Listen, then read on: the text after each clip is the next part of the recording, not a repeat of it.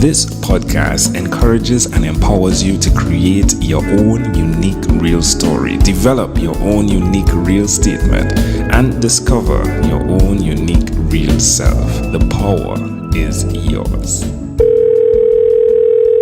Good night, John Hawley. How are you doing on this wonderful, beautiful night?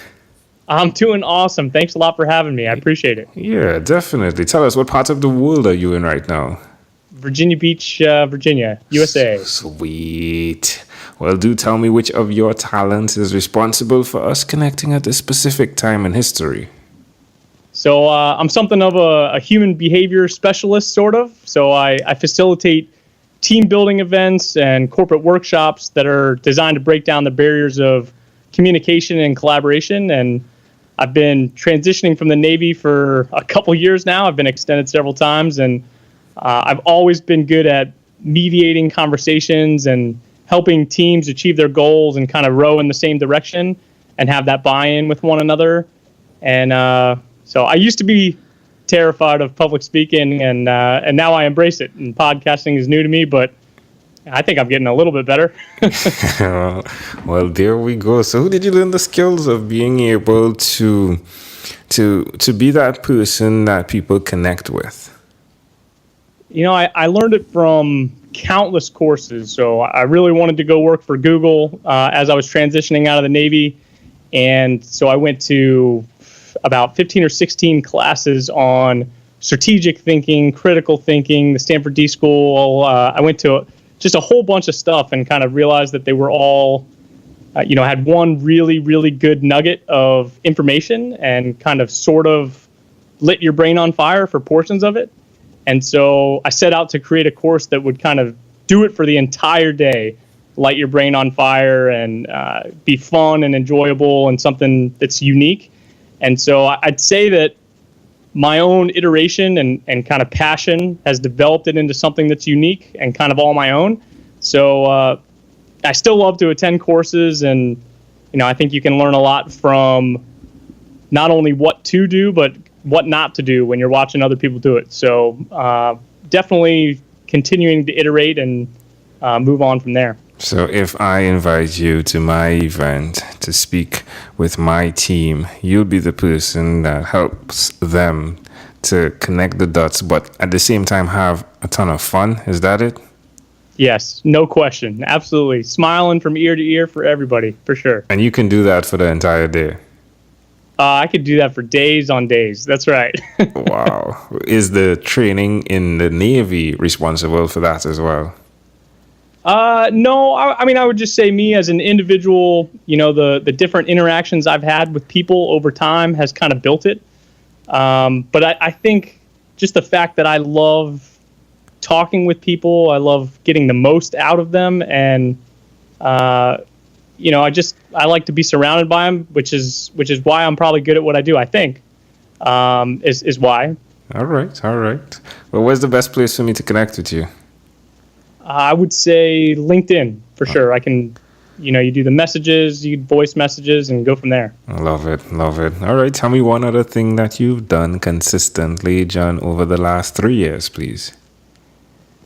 I've been saying yes to a lot of things pretty much as they pass. So instead of kind of being guarded and seeing how something would only benefit me, I've been saying yes and trying new things and seeing where that takes me, kind of becoming comfortable with the uncomfortable.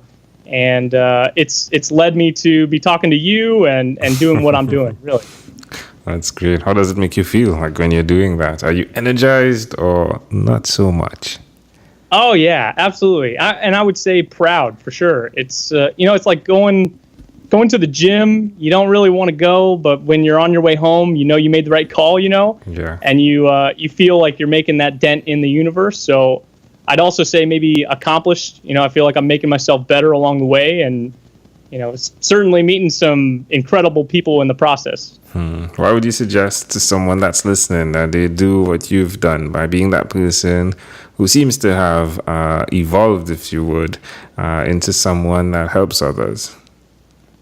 You never know what you're capable of doing until you try it. So you might find your passion, you might discover something about yourself that you didn't know existed. And, what some of my workshops are about are making you feel comfortable with the uncomfortable and allowing you to fail without any negative repercussions. It's very important, isn't it? Absolutely. The feeling of failure and how Absolutely. you interact with it.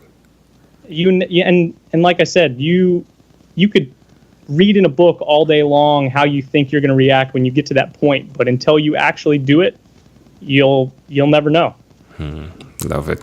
Amazing audience, you're hearing it live here from John Hawley. Again, you can connect with him on LinkedIn. Hawley, Hawley. John, let's switch gears for a moment. Let me invite you into my time machine that is surrounded with beautiful, warm blue Caribbean water. John, what is your earliest childhood memory? I remember losing keys to the neighbor's house. I was taking care of their dog, and I think I was in the 2nd or 3rd grade or something like that, I think. Which puts you around what age? Oh, gosh. I failed kindergarten, once. So I would say probably 7, 8 years old, something like that. All right. So you lost the neighbor keys. You were about 7. Why do you think this memory is so clear? That's a good question. I think it's probably because I learned an incredible, valuable lesson on respecting everybody else's things and not just my own. So that's kind of carried with me from there. And obviously got in trouble and had to search for probably several hours to find them. But you got it? Yeah, finally found it. That's cool. Yep. Well, can I offer an interpretation to the thought picture you created in my mind with that memory? Yeah, please. I love the fact that even at that tender age, you actually had the trust of your neighbor. And to see that you're that person now who's delved into your brand by being that individual that carries that nature where individuals, as you said, connect with you and feel safe around you and trust you. It's really cool to have seen that then and to see it now. That's awesome. That's great. If we fast forward to when you were 12 years old, what was your favorite song? Oh, gosh. I have absolutely no idea. I used to listen to Eric B. and Rakim, LL Cool J, Run DMC, Sugar Hill Gang. I mean, a whole bunch of different things. I can't really pinpoint one specifically. All right. Well, we've arrived at our destination then. But before you get off of this time machine, there is a small declaration form. So it's yes or no, possibly a bit more. We're going to move pretty quickly here. Are you ready, John? Absolutely, yeah. John, have you chosen someone to pass on your skills to? Through my courses, yes. Are you married? Yes. Do you have children? A 2-year-old daughter. Do you believe in God? Yes. Do you have an inner circle of friends? Yes. Do you watch TV for more than 3 hours a day? Unless my wife and I are binge watching something, no. All right. Is 3 hours a week more accurate? I'd say probably 4 if we're watching a couple movies a week. All right. And what about screen time, the phone and the computer? Is it more than 8 or less than 8 hours a day? With computers, definitely more than 8 hours a day. All right, Sean. I have no idea how Sean got in there, but I think it's because of the combination of John and Hawley. but John, if you had to share with us your own unique real statement, a statement that represents who you are, what would you say that is? I'm definitely a people person, and I try to make a huge impact no matter what I'm doing. Love it. Can I add something? Please. I am that person that you can trust your dog with, and even your house keys. Yes, that's good. I like it. Love it. J.H. John Hawley, again, thank you for being on what is inspired by 12-minute convos with Angel. But in fact, before we leave, is there anything else you'd like to share with our amazing audience? Sure. Yeah, definitely reach out to me on LinkedIn, and I can coach you. I can run a workshop for your company, or we can just get to know each other and see where it goes and maybe collaborate in the future. Explore the power of a conversation.